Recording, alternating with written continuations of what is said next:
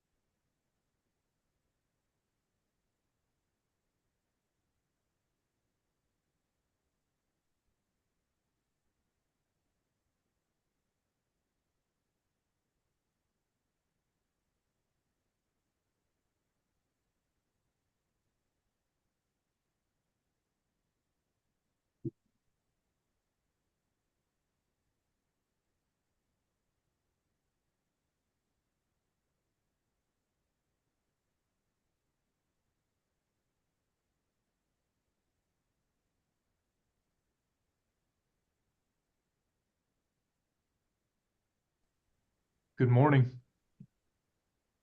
Good morning. Seems like a lively bunch this morning. As live as we can be. Hey, we're still on the right side of the grass. It's a good day. Yes, we are. Are you filling in today? Are you leading today? I'm filling in. You get the JV team again. I tell you what, Ryan keeps tagging out. I just don't think he could go the full duration of 12 months. You know, when they extended the season, it really started wearing him down. Maybe he needs another year to. He should. He should. It's the same reason they can't extend the NFL season to 18 games. You just can't make it through. Well, they're doing it for college football, that's for sure. Did they extend this? They did do that? Well, with the CFP Okay. playoffs. Yeah. Sure. I get that. I get that. Those really good teams will be playing a long time.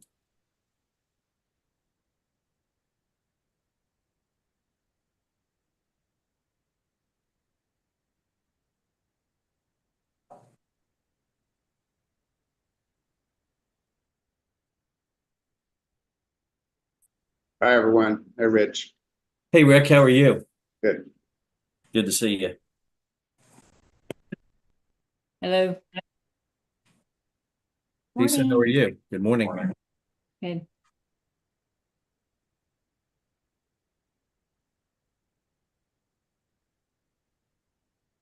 Good morning, everyone. I don't know if Blake already told you, but Dan is at a fundraising event today, so not able to join. So I'm just kind of listening in on his behalf. Okay. I cannot believe Dan did that to us. I know. Sadly, yeah, this was long planned. This is part of his. You remember the biking adventure extravaganza from last summer? I see he went to golfing across Kansas. Very Yes, different. I will admit it has been a little easier planning on all of our parts. So everyone is Very okay with that. But still, I think equally as effective on the fundraising side. So that's our hope. But he apologizes for missing this. He will be there in Topeka on Thursday. Thanks, Jamie. Absolutely. Okay, it's 10:30. Start.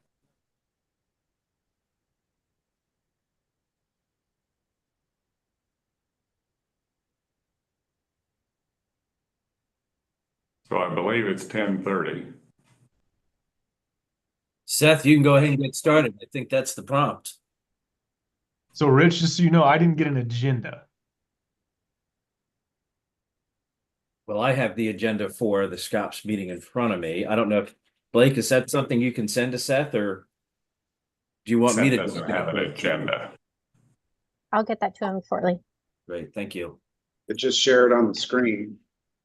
Great. Can you do that? Yeah, whoever the host is can. Yes, yes. Again, I apologize. I was tagged in late. This is the JV team. I know approve the minutes will be right out of the gate. Well, can we move forward with approving the minutes then? For the May 15th, 2024 meeting, yes. So moved. Second. All in favor, say aye. Aye. Aye. All opposed, say nay. Motion has it. Okay, I know that Robin's posting, there we are. Perfect. Right now, I'm just seeing the board book, but Yeah.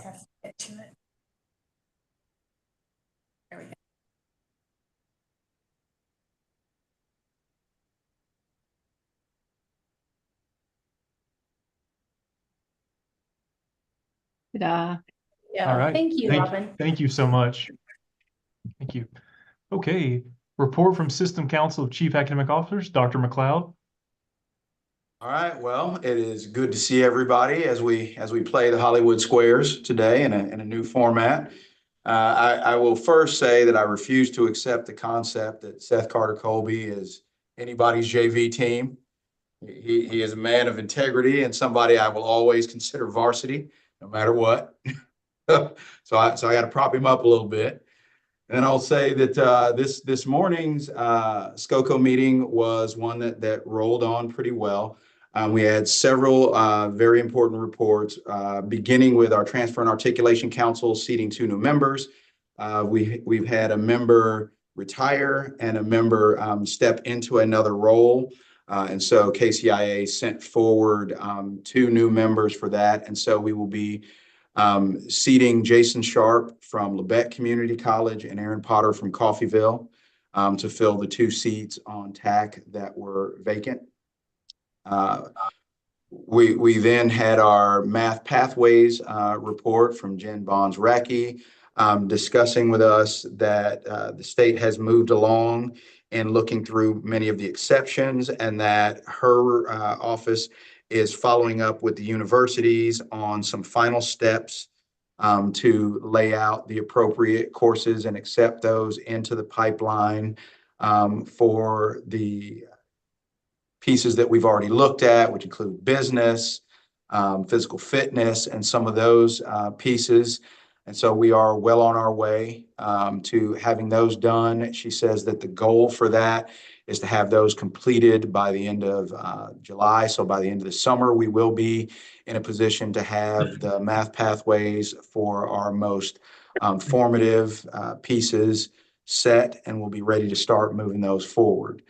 We also had a report on the Gen Ed subcommittee that continues to work on the changes that have been made in our Gen Ed buckets. One of the next steps with that will be to formulate a group to look at the appropriate English courses as part of our Pathways project and what we have done in our Gen Ed bucket. We have all agreed to move certain courses already into the Gen Ed, and now we're going to look at which of those courses fit which specific degree pathways.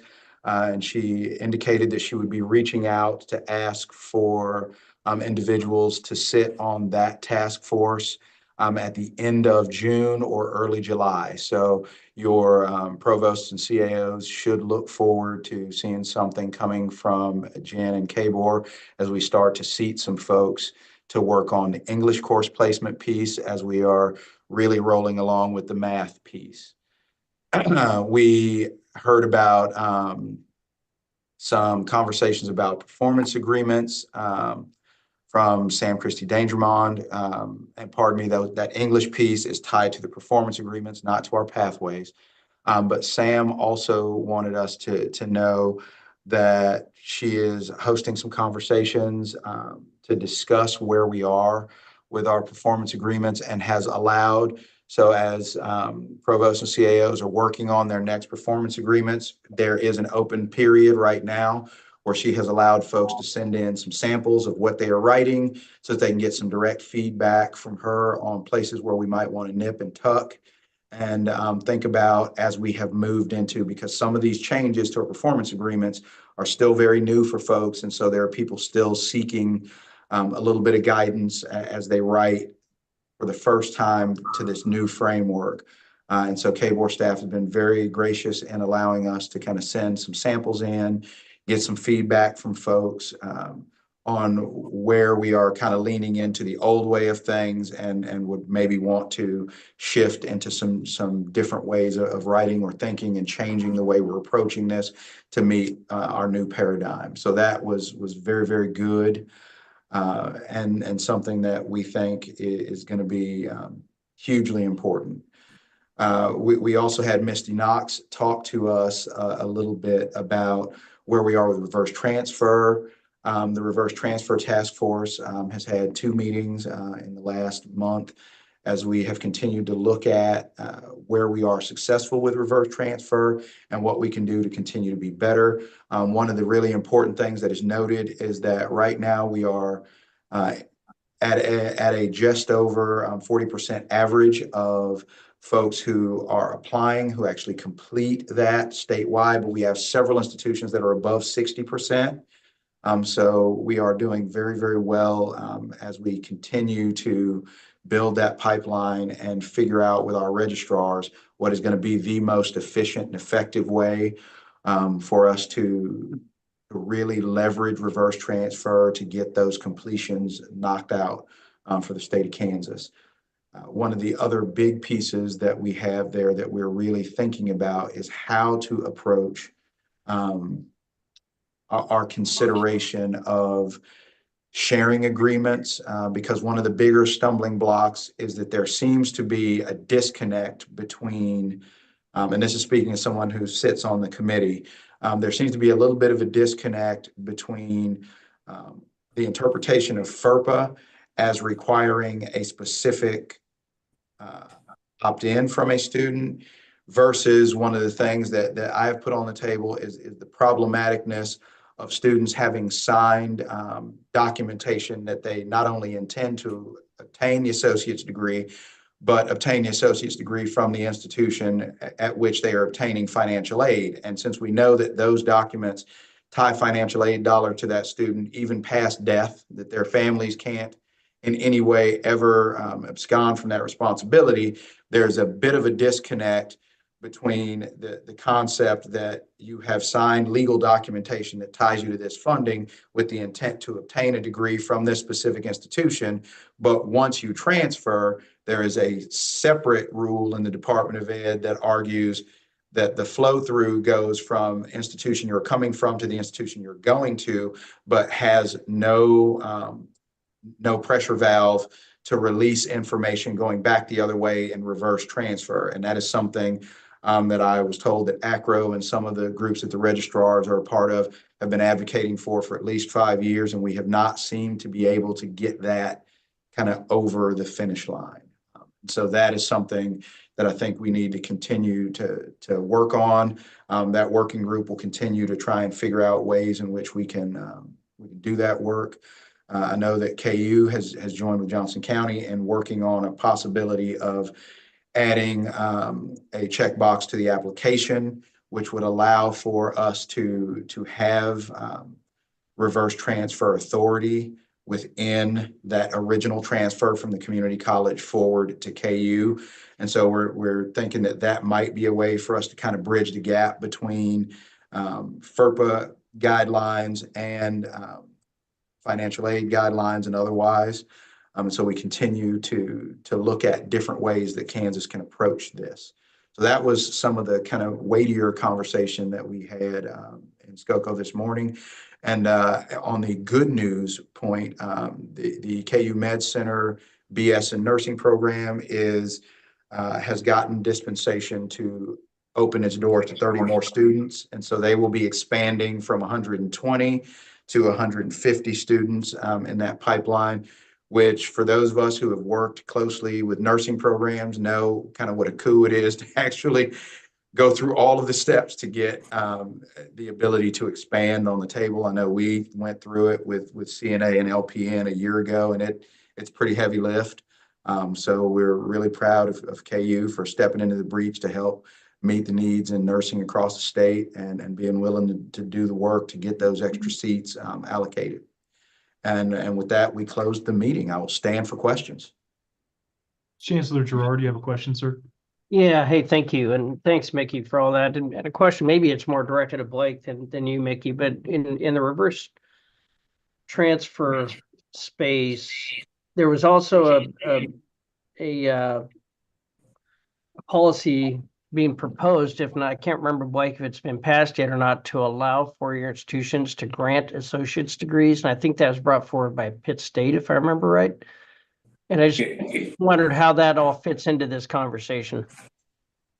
Yeah, so it would depend on how many hours are completed at the community college prior to whether or not you would reverse transfer or whether or not the senior institution would grant the associate degree. So KBOR is making that has been passed for the Associate of Arts and likely will be passed for the Associate of Science and AGS, those general associate transfer degrees. But if I don't want to trip up here, but it's something like if a student completes 45 hours from a community college, then we need to do a reverse transfer because they've got the lion's share of those hours from the community college. And then our policy also has, if it's 30 hours at one community college, then we can do a reverse transfer there as well. So it's a little different if they've been to several. There's also some items in the policy, whether they've been to just Kansas public community colleges as opposed to maybe a private institution or something like that. That's probably, those policies is probably something we need to maybe look at. I'm not sure that I'm not sure why we have a 30 and a 45. I mean, maybe we could kind of unify those, but that's where it is right now. Seth, you probably have a little more background there, or Mickey does. Yeah, if I might, Carla and I have discussed this pretty deeply over the last couple of months as KCIA chair. And one of the big issues, so Blake has it about 90% there, the hiccup with the 45, 30, 15, because 15 also factors in there. So it's 45 hours total from the community college level, but because we have had so much swirl in the past, it was that 45 was the first marker, and then the school that would be able to confer that would be where they had at least 15 hours taken, just in case we had somebody who, say, grew up in Johnson County, took 9 hours in high school, moved out west and took 12 hours from Colby, and then moved back to Wichita and then finished. So it was that where is that preponderance of the hours kind of lined up? We have proposed looking at that as a straight 30 because there's so much tracking involved in going from 45 to 30 to 15. And so we took a vote of the KCIA members at our annual retreat this past weekend, and really are looking to join with the community college presidents in advocating that we move that to a 30-hour kind of stable number without all of these kind of back and forth other pieces that folks would have to track. Right, makes sense. Dr. McLeod, when we surveyed the community colleges, wasn't 15 credit hours the residency requirement for awarding an associate degree? I don't That remember. was the original idea. The original idea for getting to that 15 was that 15 was the residency requirement. And because if we set that at 15 and then the key trigger for the universities at 45, because when we started this policy, and Carla shared with me that the history was that the colleges and universities were all worried about the amount of communication each semester that would be required and whether or not we could actually do that efficiently. That is a little bit less of a problem right now because of our ability to use the clearinghouse data sharing. And there will be a webinar for our registrars here coming up in about 25 days or so that will help everybody, for people who are new and as a registrar and have not yet use those tools. There's easier ways for us to share that information now than there were, back 15 years ago when this was a new policy and folks were just starting out. So it really is, as Blake pointed out, time for us to kind of start to modernize a little bit, I guess I would say. I think it was done well and with the right intention in its original design, but it's a little bit more complicated than it probably needs to be with our current technology and ability to communicate with each other. Thank you, Dr. McLeod. President Muma? Yeah, Doug, this is just a follow-up to your question.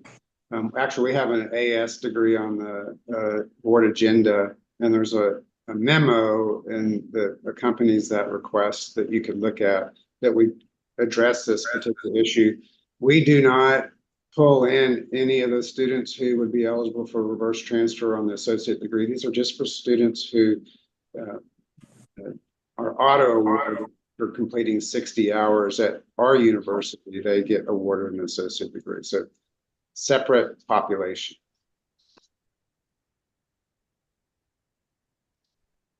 Thank you, sir. Anybody else have any questions for Dr. McLeod? Okay, moving on. The system legislative update, Ms. Oliver? Yes, good morning. Well, I don't have a lot to update you all on from last month. The legislature is back in session today, but they will be discussing tax and potential of bringing maybe the Chiefs and the Royals to Kansas.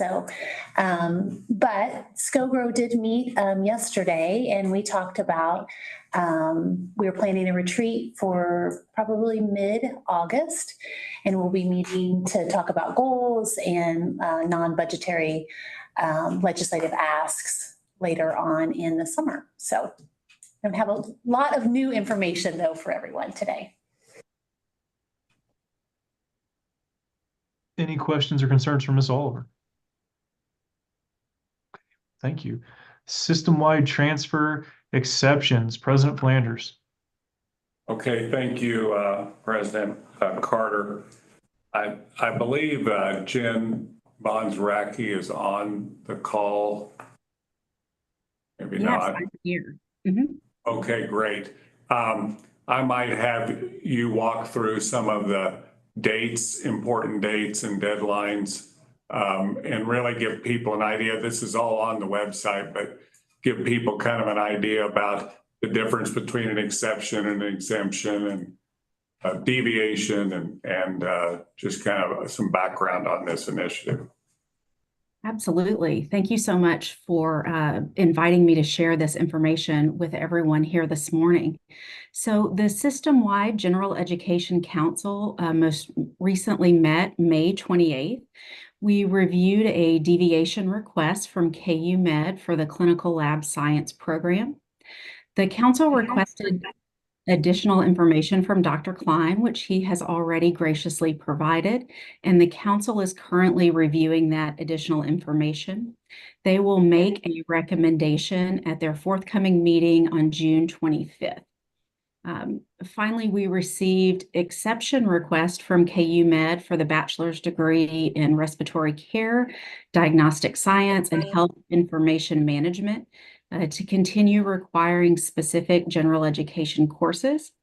These are also referred to as extensions on our website. The requests were reviewed by KBOR staff, as policy does not require these kinds of exception requests to pass through the system-wide General Education Council. KBOR staff recommended approval of these requests, which was granted by President Flanders. It might be helpful to know that right now there are no additional exception or extension requests in the hopper. However, we could still receive requests before the July 1st deadline. And in summary to date, we have 85 programs, 88 if you count the 3 recent additions from KU Med, with exceptions and extensions in place through the 25-26 academic year. Are there any questions about that? What's the difference between exceptions and exemptions? Yeah, thank you so much. The exceptions, and hold on, let me read right from policy for you on that. Per the policy, exceptions are reviewed directly by the board president and chief executive officer and do not require review and recommendation by the system-wide General Education Council. Exception requests must provide required information listed in the policy under item number 4A through D. Basically, exceptions are when an institution is requesting a specific course be used within a general education bucket. So for example, in some of the recent requests we've received, a program was asking that students be required to take general psychology in the social science bucket. And then I'll keep going on for deviations. Per the policy, deviations are required to be reviewed by the system-wide General Education Council. The council forwards a recommendation to the board president for a final decision. Deviation requests must provide required information listed in the policy under item I 1 through 7. In layman's terms, deviations have to do with a program that wants to deviate from the number of hours that the gen ed system specifies in each of the required 7 buckets. So for example, the most recent one that the council is reviewing from KU Med is asking for a reduction in one of the buckets and an increase in hours in another one of the buckets. Does that answer your question, President Gerard? And then exemptions? So then, Jennifer, you might say that we've given a deviation, I believe, to pharmacy. Correct. That's the only deviation that's been granted. And exemptions and extensions refer to the same thing. Yeah, apologies for that confusion. Thank you.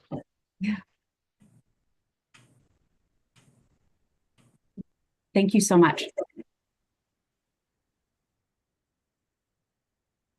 Any questions?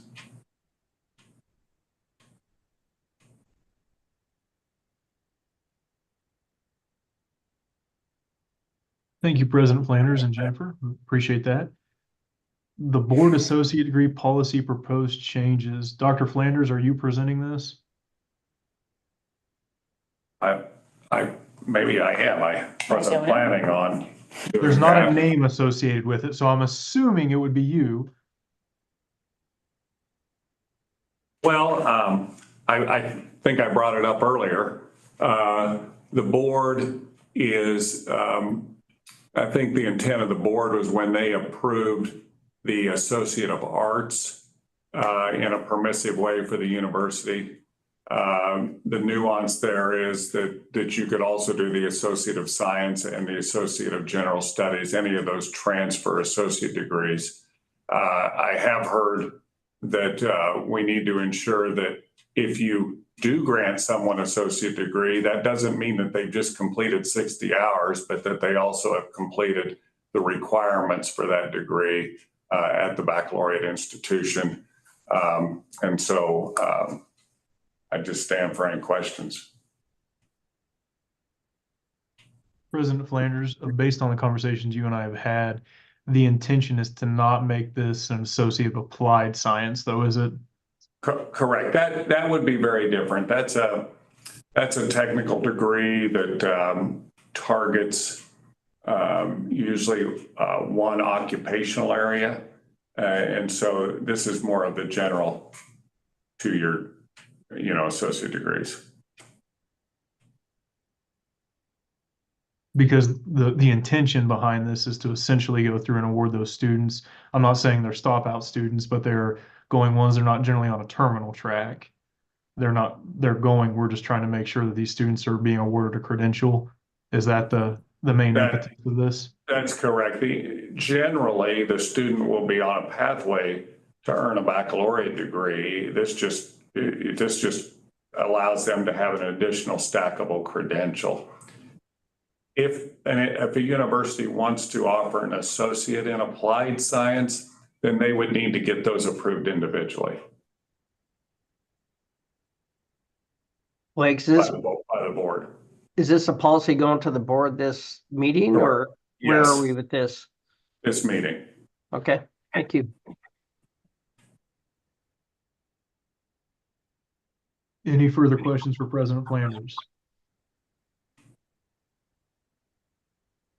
Okay. Moving on to other matters, introductions of fiscal year 2025 Chair President Dan Shipp. I did not see President Shipp on here, is he? He No. is not. He is not. He is not, but he is aware of the duties for next year. I am also not going to be in this role, so we're going to have a new person in my seat as well. Blake, do you and your team work with people on what the expectations are? Oh, yeah. Okay, Yeah, Yeah. so we'll give you a little briefing. wonderful. We hope that you'll help us train too. Yes, I will. Absolutely. But I'll make sure Dan is waiting anxiously for the briefing. That'll be great. And I am here to assist Dan in any way that he needs it, doing it the He last will time. appreciate that too. Thank you. It's not that hard of a process. No. Excellent. Okay, and then I guess introduction of Colby Community College President Seth Carter. That would be me. I've been at Colby now for almost a decade. I am a proud Kansan. I've lived here for 35 out of 37 years of my life. I got my associate's degree from Allen Community College, my other associate degree from Colby Community College, my baccalaureate degree from Emporia State, my master's degree from Pittsburgh State University, and my doctorate from Baker. So I have done my part to support Kansas education. Feel I've helped get that going and get that done. But like I said, I've been at Colby for almost the last decade. I was at the Board of Regents prior to that. President Flanders said I was the best hire he's ever made. I guess he had a very limited pool, but I was at the Board of Regents prior, and then Flint Hills Technical College prior to that. So been happily married, been with my wife for 20 years. This year we got together in high school, and she bought that stock very high, and it's had a very precipitous drop since. But been together for 20 years and have 3 kids, and that's my quick version of the profile I can give you. Stand for any questions or concerns as presented. Welcome. Welcome. Thank you. Thanks in advance for what you will be doing. Oh, I've done so well today. This is what happens when you get the JV team. You get tagged in, that's what you get. You got practice the last 2 meetings. That's right. That's right. Next man up, as they say, Seth. Yeah. That's right. That's right. So any other matters to discuss? Okay, I'd do a motion for adjournment then. So moved. President Linton. and Second. by President Gerard. Robert's Rules of Order, we don't have to formally vote on that, do we? I think we're good. We're So good. appreciate everybody. Thank you so much. Have a wonderful Thank day. you. Thank you. I'm hopping off. So I think we're going to transition right into the COPS meeting. So if we go ahead and take a look at that agenda. First, let's go ahead and take a look at the meetings of May the 15th, which is in your board booklet starting on page 172. Can I get a motion to approve those minutes? So moved. Can I get a second? Second. All approved? All approved? Say aye. Aye. Aye. All opposed, same sign. Okay, first on the agenda is the report from the Council of Chief Academic Officers. I would, I guess, like to introduce to you for the first time, Dr. Jesse Perez Mendez, who is our new provost at Kansas State University that started just a couple of weeks ago. He comes to us from Texas Tech University, where he was dean of the College of Education, and he's got stints in many rural and urban institutions of higher education throughout his career. I'm going to give him a more formal welcome on Thursday to the entire group, and you'll have a chance to be able to meet with him face to face as well. So Jesse, welcome to the Kansas Board of Regents. Thank you, President Linton. We met very briefly in Cocoa. It was a very short agenda. We discussed, there were incidentally two K-State items on the agenda. First was a first reading of the BS in Cyber Systems Design and Dynamics that was given by a faculty member at our Salina campus. And we also approved the reorganization of the College of Health and Human Sciences given by Dean Benke at Kansas State University. So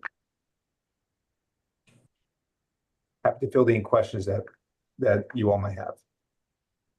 Any questions for Jesse?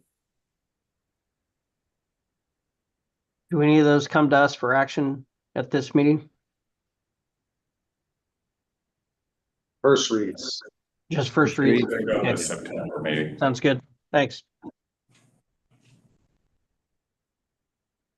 right, next up is the report from the Council of Student Affairs officers, and I think Thomas Lane is still on vacation, so here today is Derek Jackson, who's our Director of Housing and Dining. Good morning, Derek. Hey, good morning. Yeah, we too had a similar, I'll say a lighter agenda.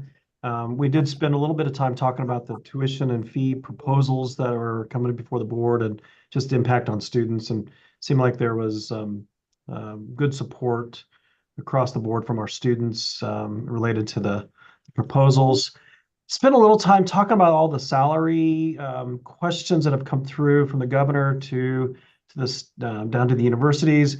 Kind of a similar pattern of things happening right now regarding custodian food service workers pay at the lowest levels. There seem to be some adjustments outside of what the rest of the campus is doing. And this is not across all the institutions, but enough of them that we did talk about the impact of having open positions in our frontline staff that support our students on campus. And it's been nice to be able to become a little more competitive is sort of the idea behind raising some of those salaries for custodial and food service workers. We also talked about the FSLA change from the salary threshold that's gone to $43,484 and its impact on our exempt staff, that a lot of them are frontline, whether in the halls or admissions. Right now, this July impact seems to be kind of in bounds with most campuses. The long-term fear is if we get to January without some kind of judicial action, the move to 50,000 plus is going to be really challenging to work into. But there are some folks that were salary exempt moving to hourly positions on our campuses at this point related to July 1. We talked a little bit about enrollment numbers and housing, in particular housing numbers, and there seems to be some, I'll use the word cautious optimism, but also some unpredictable questions related to the delays in the FAFSA, and will there be movement one way or around?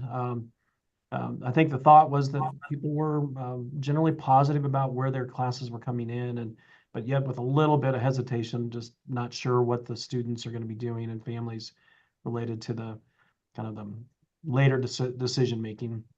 The last piece of conversation was related to some of the off-campus property, non-university housing, and one campus brought up in particular about sort of lower quality in the off-campus market and inflation and prices making on-campus demand for returning students higher, which then puts pressure on meeting needs of the incoming first-year student classes. And what is that going to look like? And I think just anecdotally, just in the Manhattan market, our off-campus housing market has increased their cost at a quicker pace than what our on-campus apartments have done. And so I think it's just one of those dynamics in the market right now that's putting pressure not just from a first-year incoming class, but the returning students that are looking for better options. So I'll stand for questions. Any questions for Derek? Thank you, Derek. Seeing none, moving forward to the report of the Council of Government Relation Officers, and we've got Matt Casey here from Kansas State. Good morning. Yes, Matt. thank you. Good morning. Thank you, President Linton. Good morning, everyone. Kelly Oliver gave a good legislative briefing at the SCOGRO or SCOPS report earlier. We talked about a legislative session during our SCOGRO meeting yesterday. Special session today, they're discussing taxes and an incentive bill for the Chiefs and the Royals. They're going to stay pretty focused on those two items. Right now, the Senate's voted on the tax bill, and that'll go over to the House next for consideration. And I will say that this tax bill, unlike some of the previous tax bills, is supported by the governor. They have an agreement amongst legislative leadership and the governor's office on this plan. That doesn't mean that there might be some amendments that are put onto this, but it seems like so far it's going to be moving through the process pretty clean. So once they get done with the tax plan, the Chiefs and Royals incentive, that'll conclude their work for the day. So they should get done today, and it won't extend much longer than that. We also discussed the upcoming GR retreat, which will be held at Pitt State. We've tentatively got a date for August 15th. So we've discussed those couple items, and that was really about the extent of our meeting. So I would be happy to answer any questions. Any questions for Matt?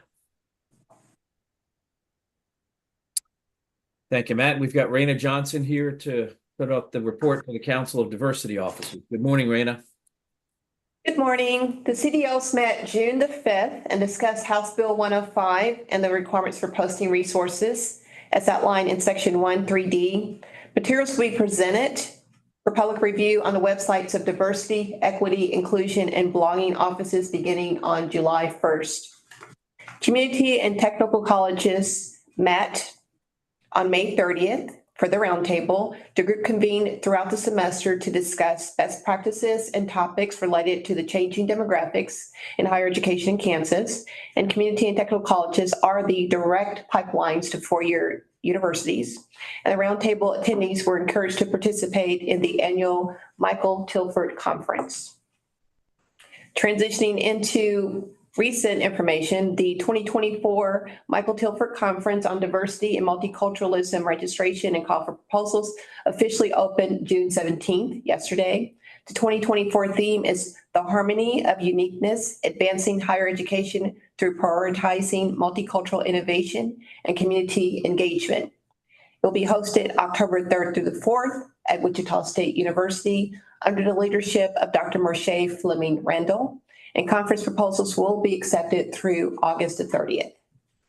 Approximately 425 individuals participated in the conference in 2023, and the CDOs appreciates KBOR's continuous support in promoting the conference. Pittsburgh State University's Deetra Rose, Associate Vice President for Inclusion and Belonging, will serve as chair for the CDOs during the 2024 to 2025 academic year. Our next CDO meeting will take place in August of 2024, and I now stand for any questions you may have. Any questions for Raina? Thank you, Raina.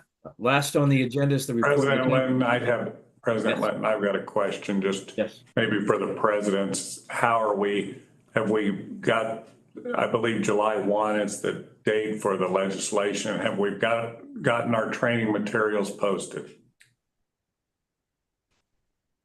Kansas State is working through their process, yes. So everybody's aware of the deadline dates? Yes. Yes. Yep. Yes.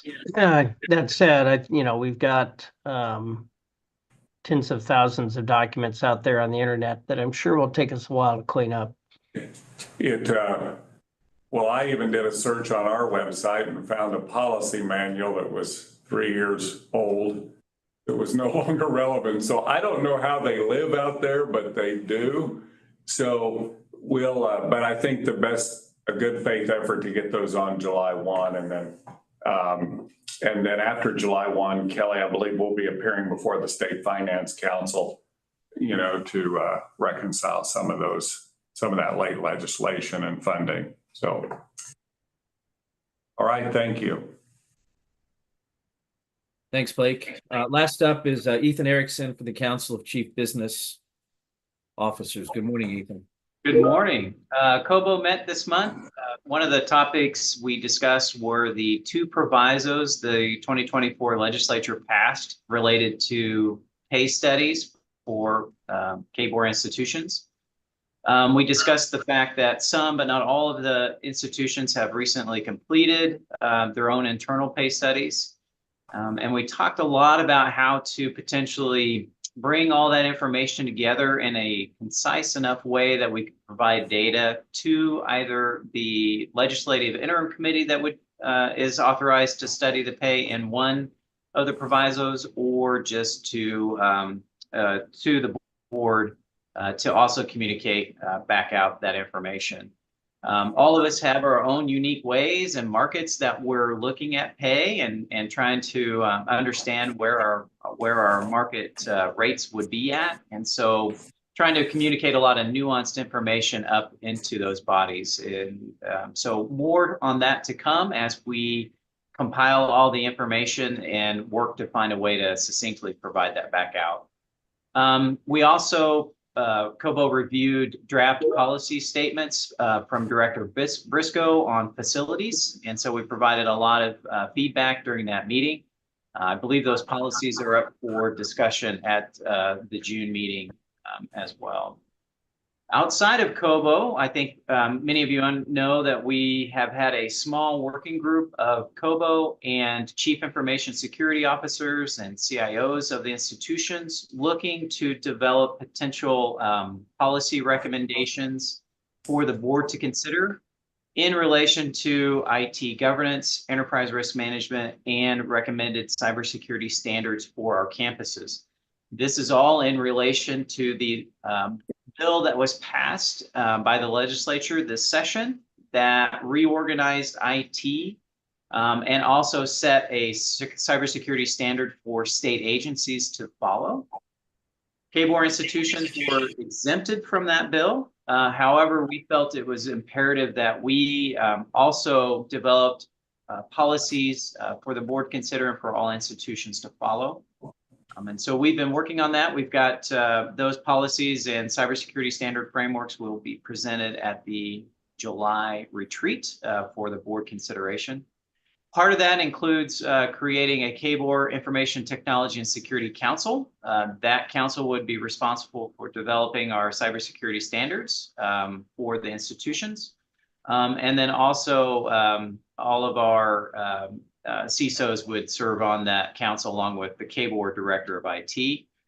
We also looked at developing true enterprise risk management designed to formalize the expectation for each institution to establish an ongoing system of risk management, not necessarily only in regards to cybersecurity, but obviously that is a big one for all of us to consider for enterprise risk management. And then we looked at agreeing to utilize the National Institute of Standards and Technology Cybersecurity Framework. So the NIST CSF 2.0 is the framework that we are recommending the board adopt for all institutions to follow for our cybersecurity standards. That does align then with standard the state has adopted as well. And so we plan to present the final policies for the board to consider in July. And with that, I'd be happy to answer any questions. Do we have any questions for Ethan? Are there any other matters to bring before this group? Blake, checking, it looks like the CEO's call for this afternoon has been canceled. Is that correct? That's correct. Okay, thank you. If you need to reach out, just call me directly. Any other matters? So for clarification, Rich, on Thursday, the Regent meetings starts at 10, correct, for everyone? That is correct, I believe. Okay. Governance would start at 9 o'clock, I believe, our governance committee. The governance committee is at 9, the Board of Regents starts at 10, and I think they start with an executive session to start the meeting. So the full Yeah. board open public meeting will start shortly thereafter. After that executive session. Okay, thank you. Thank you. Thank you. Anything else for the good of the cause? All right, folks, enjoy your day off tomorrow, and we'll see everybody in Topeka. Not tomorrow, but on Thursday.